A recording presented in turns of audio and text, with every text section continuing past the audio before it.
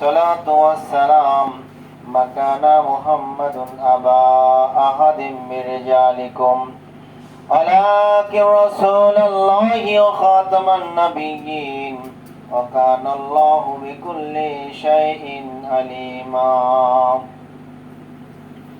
إن الله وملائكته يصلون على النبي يا أيها الذين آمنوا صلوا عليه وسلموا تسليما اللهم صل على سيدنا مولانا محمد وعلى آل سيدنا مولانا محمد اللهم صل على سيدنا مولانا محمد وعلى آل سيدنا مولانا محمد এত ভালো বাসে খোদা তুমি ভালো বাসো না এত ভালো বাসে খোদা তুমি ভালো বাসো না এত ডাকা ডাকি তোমায় কাছে কেন আসো না আল্লাহুম্মা সাল্লি আলা سيدنا مولانا محمد وعلى آل سيدنا مولانا محمد اللهم صل على سيدنا مولانا محمد وعلى آل سيدنا مولانا محمد আসমানের ওই ফেরেশতারা কেঁদে বলে না যে আমাদের দুঃখের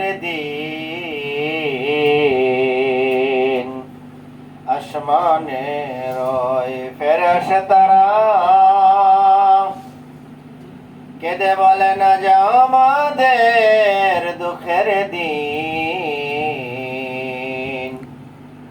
আজকে বুঝি বিদায় নিবেন রহমাতাল লিল আলামিন আল্লাহুম্মা সাল্লি على سيدنا مولانا محمد وعلى آل سيدنا مولانا محمد لا إله إلا الله لا إله إلا الله لا إله إلا الله لا إله إلا الله لا إله إلا الله আসিয়া খেলেন প্রেমের খেলা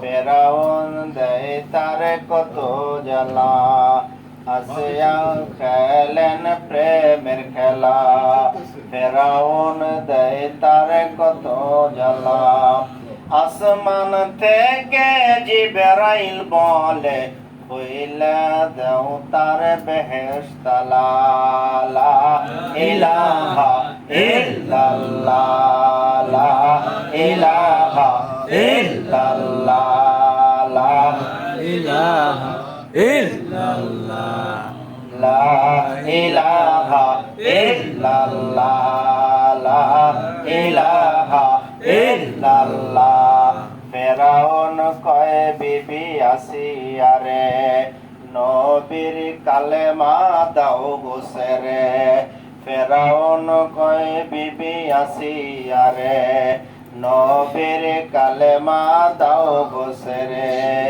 আসিয়া বিবি কেন্দে বলে সর্ব না তো জীবন গেলে লা ইলাহা ইল্লাল্লাহ লা ইলাহা ইল্লাল্লাহ লা ইলাহা ইল্লাল্লাহ লা ইলাহা ইল্লাল্লাহ মুহাম্মাদুর রাসূলুল্লাহ। সবাই বলি সাল্লাল্লাহু আলাইহি ওয়াসাল্লাম। রাত হয়েছে অনেক, সবাই পরিশ্রম করে, অনেক বয়স্ক লোক আছে, ছোট ছেলে মেয়েরা আছে, কেউ বসে থাকে না, সবাই নিষ্কর্মে ব্যস্ত থাকি আমরা। আলহামদুলিল্লাহ সুন্দর সুন্দর অনেক গুরুত্বপূর্ণ আলোচনা ইনশাল্লাহ শুনেছি। আমি কোনো আলোচনা ইনশাল্লাহ করব না,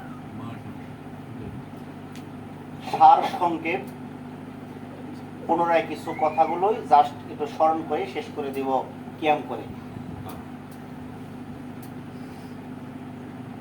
আত্মার মুক্তি দরবার শরীফের মুর্শিদ কেবলার পবিত্র জবানে যে সমস্ত করুণ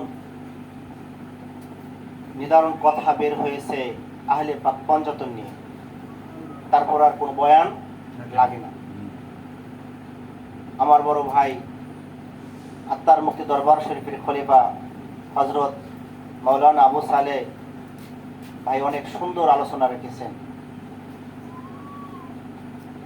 দরবারের পীরজাদা অনেক মূল্যবান কথা বলেছেন অতি স্বল্প সময়ে, এবং বাগড়ে থেকে আগত এই দরবারের খাদেম হাফেজ মাওলানা আবু সালেহ মুসা উনি অনেক সংক্ষেপে গুরুত্বপূর্ণ আলোচনা করেছেন। আমি ইমাম হাসান হুসাইন, হযরত আলী, মা ফাতেমা এবং রাসূল পাকের শানে মানে ইজ্জতে মর্তবায় কয়েক মর্তবা দরুদ ও সালাম পাঠ করব, এই জন্যই গুনাহগার দাঁড়িয়েছি। আজকের রাত্রি তাদের স্মরণের রাত্রি। আজকে হলো 10ই মুহররমের রাত্রি, কালকে হলো 10ই মুহররমের দিন, আজকে হলো রাত্রি। এই জন্য এই রাত্রিকে যারা স্মরণে রাখে তারা হলো হুসাইনের পক্ষের লোক। কথা ঠিক কিনা? হুসাইন আমাদের নেতা, হাসান আমাদের নেতা, এবং সমস্ত লোক এই দুই ঠোঁটে মানে বাট অন্তরে না স্থাপন করে না। তারা ঠোঁটে হুসাইনকে মানে অন্তরে পোষণ করে না। কোন মাহফিলে হুসাইনের নাম, হাসানের নাম উল্লেখ করে কোন মাহফিল, কোন জলসায় আলোচনা করেন না হযরতগণ, ঠিক কিনা? আমার হযরত আলী রাদিয়াল্লাহু তাআলাকে নিয়ে কোন আলোচনা রাখেন না, শুধু রাখেন স্পেসিফিক কিছু কথা, যেটা হলো সালাত, তার ফার্সি শব্দ হলো নামাজ। এই নামাজ নিয়ে কথা বলে, বাট যেটা কোরআনে লেখা নাই সেটা নিয়ে তারা আলোচনা করে। যদি সালাত নিয়ে আলোচনা করতো তারপরেও সালাতের কিছু ব্যাখ্যা বিশ্লেষণ জানতাম। সালাত শব্দের অর্থ নামাজ না। আমার মুর্শিদ কেবলা, আত্মার মুক্তি দরবার শরীফ মুর্শিদ কেবলা শিখাইছে সালাত শব্দের অর্থ নামাজ না। সালাতের 19টা শব্দের অর্থ বলছে, তার মধ্যে বাংলা যেটা, এটাকে বলে স্মরণ। বাংলাকে কি বলে? স্মরণ। 19টা শব্দের একটা বললাম বাংলা, 8টি বললাম না। এখন স্মরণ করা লাগে, স্মরণ করা লাগে না। আমরা হলো নামাজ পড়ি, ঠিক কিনা? পার্থক্য আমাদের এই জায়গা। না বুঝে শুইনে হাজি। ছোট্ট একটা এক্সাম্পল দিব কথাটার বোঝার স্বার্থে। আমি একটা মসজিদে আজ থেকে 20 বছর আগে স্টাডি অবস্থায় আমি ইমামতি করতাম। সেই মসজিদে ওই প্রতি বছর একবার রথের সময়, আজকে কিন্তু রথ চলতেছে, দ্বিতীয় রথ আগে চলে গেছে, রথের সময় ওই আমাদের গ্রামের ভাষায় বলে নথের ঘোড়া পথে দেয়, ঘোড়া ছোট ছোট মাটিতে বানায় পথে দেয়, আর সেখানে মিষ্টান্ন রান্না করে খাওয়ায়। একটা বাচ্চা ছোট হাফ প্যান্ট পরে মেয়ে বাচ্চা আসছে, আসার পরে খালি জিভে নাড়াচাড়া করতেছে, মানে স্বাদ অনুভব করতেছে। পাশে একজন জিজ্ঞাসা করছে, এই তুই কি মিষ্টান্ন পাইছাস? হয় না। কতলমনি করস? স্বাদ লাগতেছে, শুই নেই। বুঝছেন নি কারবার? আমরা হলো এরকম অবুঝ, আমরা কি শুদ্ধ ভাষায় বললাম অবুঝ, অজ্ঞানী।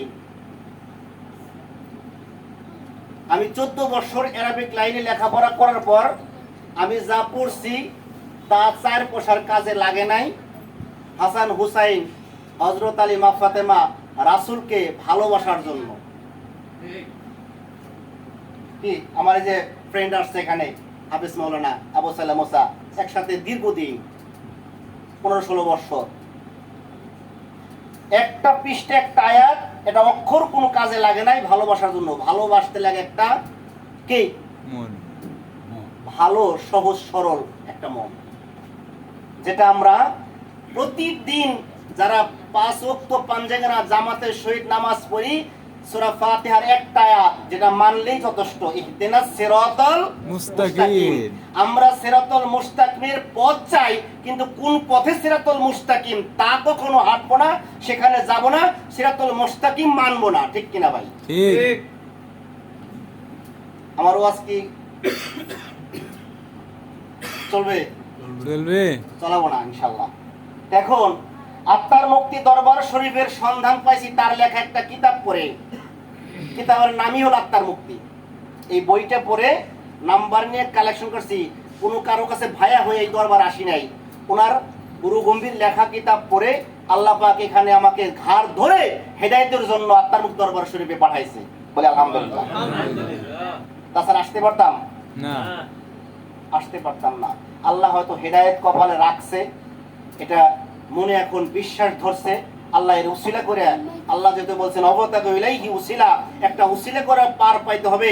কোনো আলেমগিরি, কোনো হাফেজগিরি, কোনো মাওলানাগিরি, কোনো পীরগিরি, কোনো হাজিগিরি, এগুলো গিরি দিয়ে চলবে না, এই লকব দিয়ে চলবে না। শুধুমাত্র দেখবো তার আমলে সালেহ কি, তার নিয়তটা কি। আল্লাহ পাক বাজান বললেন কিছুক্ষণ আগে, আল্লাহ পাক নেন হলো মনেরটা, হৃদয়েরটা, অন্তরেরটা। আল্লাহ বাহ্যিকটা দেখে না। বাহ্যিক অনেক ভুল আছে আমার, যদি ভুল ধরেন, ভুলের আমার শেষ নাই, আমার সর্ব অঙ্গেই ভুল। মুর্শিদ কেবলা একটা গজলের মধ্যে লেখছে দশবিদ্যা মহাকাব্যের, ভুলে ভুলে গেল জীবন, ভুলের মাসুল দিব কত, রইল বাকি জীবন খাতার শূন্য পাতা শত শত। ভুলে ভুলেই জীবন চলে যেতেছে, বুঝতেছি না কিছুই। বেহেশতে যদি যাইতে চাই, বেহেশতের সর্দার ইমাম হাসান, ইমাম হুসাইন রাদিয়াল্লাহু তাআলা আনহুমা, ঠিক কিনা? আর যে মা বোনেরা বেহেশতে যাবে সেটার সর্দারনি মা ফাতেমা রাদিয়াল্লাহু তাআলা আনহা। আর তাদেরকে হত্যা করে, তাদেরকে কতল করে, তাদেরকে নিষ্পেষিত করে, তাদেরকে অমরবদস্ত করে আমরা সালাতের মাধ্যমে বেহেশতে যাইতে চাই। আমি বলবো বেহেশত তো দূরের কথা, বেহেশতের বন্ধু ইনশাআল্লাহ মিলবে না। বলি নাউজুবিল্লাহ। নাউজুবিল্লাহ। আল্লাহ পাক আমাদেরকে হেদায়েত করুক, আমাদেরকে সঠিক পথ দিক, যেই পথে আল্লাহ, আল্লাহ রাসূল তার প্রিয় বান্দা হিসেবে এবং প্রিয় উম্মত হিসেবে কবুল করে নেন। সবাই বলি আমিন। আমিন। সাল্লাল্লাহু